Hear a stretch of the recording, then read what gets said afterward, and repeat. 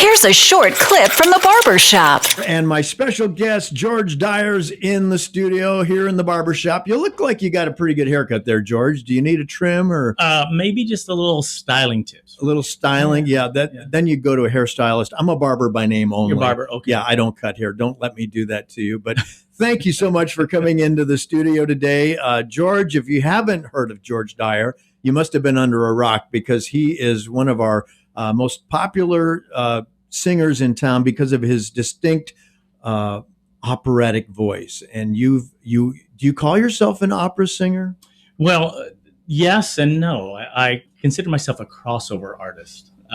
Grew up in the country, the Blue Ridge Mountains of Virginia, on country music and popular music of the day, and the Beatles, of course. You gotta love the Beatles and that old rock. But I actually, when I started voice lessons at 22, my voice teacher got me into classical music. I had no desire whatsoever to do it, but she talked me into it, and I had a career sang for 14 years before coming to Branson, and then 2 more years fulfilling contracts after I came to Branson as a professional opera singer. So a lot of people want to consider me an opera singer, which I am, but also I'm a crossover artist. That's what my show represents here. Okay. And I remember when you first came to Branson, do I recall correctly, you were off on the cruise ships, traveling on the cruise ship? No, I literally had just come off the road. That was a bad dream, I guess. I did. It was yeah. Wrong. Okay, all right. So have you ever worked on the cruise ships before? Unofficially. Okay. My wife and I actually lead tour groups for a tour company out of Salt Lake City. Oh, nice. Called Fun for List Tours. And they book us to lead groups and also perform while we're on the ships. Now, we're not part of the regular ship entertainment lineup, but we rent out their theater and perform, and we invite, just by word of mouth, the other guests, and we usually have a good crowd, and it's always a lot of fun. So. Well, you have an incredible voice, and tell us a little bit about your new show that's at the Americanna Theatre. Well, as I said, it's called Broadway to Buble, and my wife and I are in it, and it represents. I'm a lover of all music, and that's kind of what it represents. You know, there's something in all genres that is inspiring and uplifting and entertaining. And that's what this show is about. I want people to have an escape from, their day-to-day grind. People come to Branson to vacation, to get away and to just have a wonderful experience. And we want to add to that experience that they come and give them wonderful memories that they'll want to keep coming back. And so we do everything, it says Broadway to Buble. We do some great Buble and other crooners, hits by Bobby Darin, and depending on the year, we mix it up every year. Dean Martin, Frank Sinatra. We were just talking a few minutes ago. At one time, we had a Glenn Campbell tribute that I did of 3 of his great hits. And I love country music. I actually wanted to be, as I said, a country music singer. But we do some Broadway tunes from Phantom, Les Mis, Hamilton, and more. We do a Disney segment. We've got a segment of songs from The Greatest Showman. And of course, we do an opera segment. And that, I think, people come and are blown away because we make it very accessible. We have the lyrics with imagery on our big screens, the English lyrics of what we're singing, because they're in German and Italian. And my wife does one of them. And people are blown away. The best compliment, my favorite compliments, and I've gotten it multiple times, are people come up and say, I never thought I would say this, but I think I want to go see an opera now. Wow. Yeah. That's fantastic. Yeah. Do people sing along when you're doing your show? Yeah, sometimes. And a lot of times I'll invite them to. I want people to totally immerse themselves in the moment and the experience, because that's really what a live show is all about, is just, like I said, forgetting your troubles and for that moment being suspended in what's happening right there. And that's what's so fun about performing songs from opera and Broadway, is that they're telling literal stories, and you try to bring that to life and let people experience the story unfold emotionally as you're singing it. And for me, I think I enjoy it more than my audience, because it's very cathartic. As you know, performing is a very cathartic experience. It's healing. It's wonderful. It is, especially when the audience gives that energy back to you, yes, because it really can make the difference between feeling exhausted or exhilarated at the end of a performance. Right. And you want them to be exhilarated. Yes. And yourself as a performer. Right. Sometimes if the audience is into it and they're cheering and giving that back to you, you can't even sleep afterward. You're so wired up because you have so much energy going on that the audience gave back to you as well. It's really a two-way experience.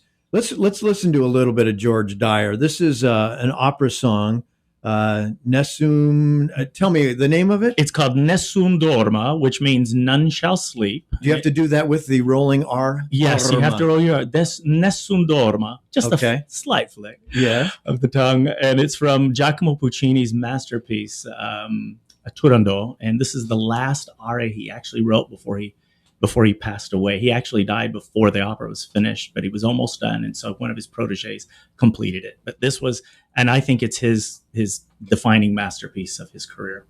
Very good. Well, we play all the classic hits of the 60s, 70s, and 80s.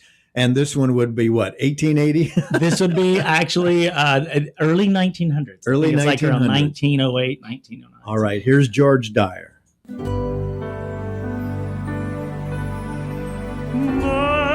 Nessun dorma, nessun dorma.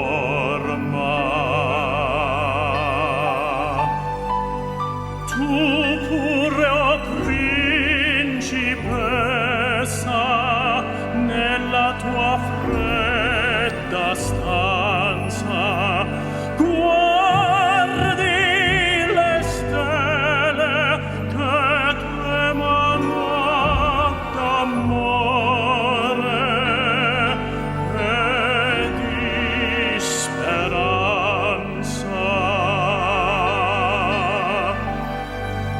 Ma il mio mistero è chiuso in me. Il nome mio nessun saprà. No, no, sulla tua bocca lo dirò.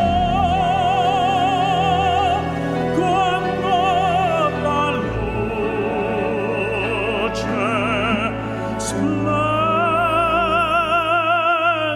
la luce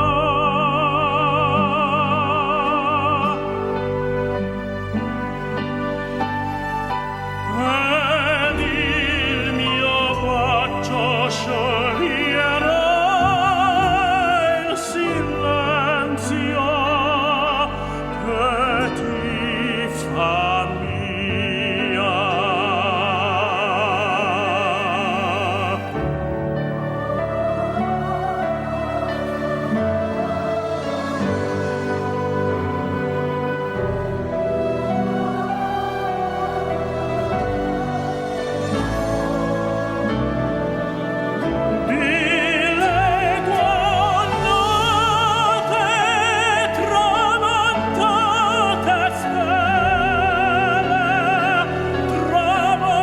Tramontate stelle, all'alma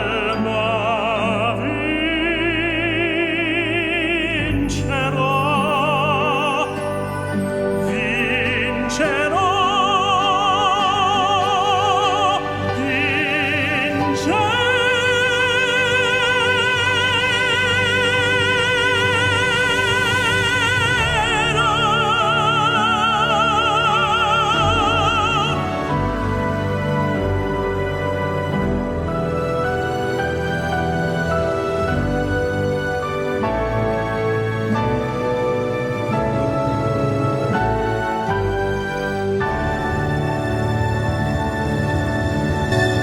And the audience is standing in applause. There it is, George Dyer. That's fantastic, George. And we've had quite the gamut today from bird is the word, to Nessun Dorma. And what year was that, do you think? That was 1924. I looked it up real quickly. 1924, Yeah, okay. he passed away. It was even more contemporary than I thought. Wow. He passed away November 29th, 1924. And as I said, one of his proteges completed the opera. But that was the last great aria that he wrote. And boy, he left us. This is probably the most, I think nowadays, the most recognizable and sung aria from opera. There's a lot of them. People don't realize how prevalent classical music and opera arias are in pop culture, movies, TV shows, commercials, everything. That's how I got my introduction to, no more Rice Krispies, More Rice Krispies. Right. Okay, yeah. That's where I do the Barber and Seville too. Figaro. So do you have a favorite song that you love to perform? Golly, there's certain songs that I love to sing them all. There's some that I have a lot of fun with. Is there one that you warm up with? Is there a song that you warm up with before every show? I don't think that there's any one song that I warm up with, but there is, I guess you could say, and my family would attest to this, that there's a wonderful German aria called, it's not an aria, it's an art song. So Dein ist mein ganzes Herz means you are my heart's delight. It's just this lovely love song. And I used to burst into that all the time. Somebody says, sing something, and I go, just Dein ist mein ganzes.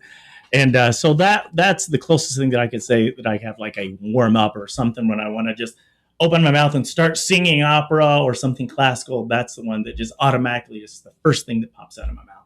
Wow. So I'm thinking of you in high school back in Virginia. Yeah, Roanoke, Virginia. And did you sing in any talent shows in school? You know what? The only talent show I performed in was in the 9th grade at Hidden Valley Junior High School. And the only reason I did it, I was very shy. We moved around a lot. My parents divorced when I was 11. And so I went to live with my grandparents for a few years and then my dad for a year and then back with my mom. And it was just, and so I got a little shy, believe it or not. People have a hard time believing that. But I always went in schools and joined myself to those places I felt comfortable. And one of them was, of course, choir. And so my choir teacher, she entered me in the school talent show without telling me she was going to do it. She put together a group. We sang. I remember walking down the hallway at the end of school one day, and they were putting up the posts, the cardboard flyers, I guess you could say, promoting, who was going to be performing. Come here, so and so recite Shakespeare. Come here, watch so and so perform magic. Come here, George Dyer sing "Dust in the Wind." And I went, "What? I didn't sign up for this." So I beelined it to the choir room, and there she was with. She had put together an entire band, a violinist, drummer, guitars, all of it. It was amazing, and we did it, and we were the last ones, and it was a morning assembly, and they didn't have a quote winner. But we were the only ones that got a standing ovation. And that day, everybody was treating me differently. The teachers were like, even my shop teacher, who I don't think liked me at all, he was like, "Hey, Dyer, nice job." And I'm like, "Oh, thanks. He actually said something nice to me. Oh my gosh." Yeah. And then, and then the girl that you have a big crush on, she asked you to have lunch with her, Yeah. And so I'm like going, what is going on here? And that's when I realized, you know what? This music thing could good to be the king. It's good to, yeah. If I can get this reaction, I think I want to go into music. So that was kind of a defining moment for you. Absolutely. Improve your confidence level and point to what you really wanted to do in the future. Mm-hmm. Did you have any one person in your life that you can think back on who really had an influence on you besides that teacher? Musically or just anyway? Gosh, I had a good before my parents divorced. I had a very influential violin teacher. And he had taught my 2 older sisters. And my oldest sister, she had been in the Roanoke Youth Symphony. And my other sister and I, we played violin. And he was very influential in really nurturing our desire to face our fears and to move forward when you're faced. Because I remember one day we were supposed to have a concert and I was really nervous. It was in front of the entire school. I was in the 5th grade. And so I told my parents I was sick that day, and they said, "Okay, well, middle of the morning, there's a knock on my door, and there's Mr. Lips was his name, and he's out there, and he goes, 'Open the door, Dyer.'" And I said, "What?" He goes, "Why aren't you at school?" I said, "I don't feel good." He goes, okay, get your clothes on, let's go. I said, I don't have any clothes ironed. And he ironed them for me. When I got dressed, we went and did the concert in front of the school. And so he helped me to learn to face my fears, and that we're always going to be nervous and afraid of situations that arise in our life. But, don't be afraid and step through. And that's one thing that I've tried to really share with a lot of my students that I've taught and people that just, ask for advice. I always tell them, never, ever let your fear stop you from doing something that you really want to do. Don't worry about, because we get our mind, we think people are going to like me, they're going to make fun of me. And there will be people that like to mock. And those are the people in life that we just need to ignore. But if it's something that you love, and you know what, you'll regret it. I guarantee you'll regret if you don't take every opportunity. And it's been a blessing in my life, because I've done things that I've had people go, I wouldn't do this. Or, man, are you sure you want to do this? And I'm going, yeah, I'm afraid, but I'm going to do it anyway. And I've gone forward, and things have turned out really well every time. I've never regretted ever taking a chance or a risk at something that I was afraid to do or didn't know how the outcome was going to be, or maybe the outcome would be bad. But so that's one piece of advice and one influence. And then I have an uncle that really was a great influence. He was kind of a father figure in my life for me.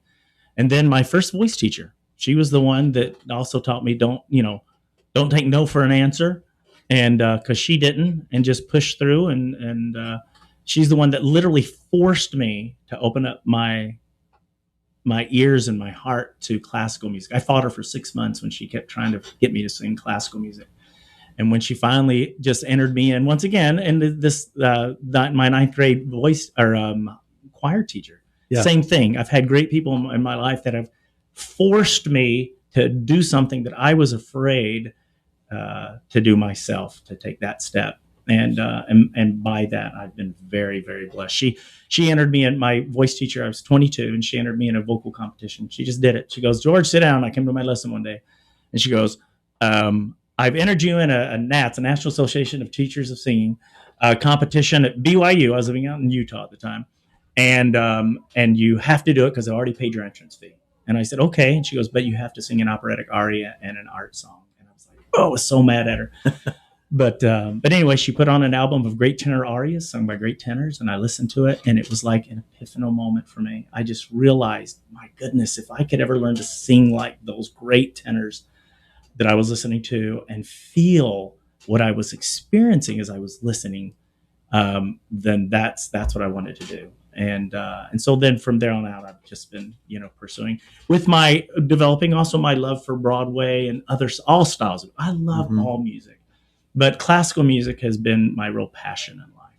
I was so glad to hear you say that you work with students, because you're passing on that influence that you were given as a young man, and those skill techniques and the confidence building and all of that. That's so important.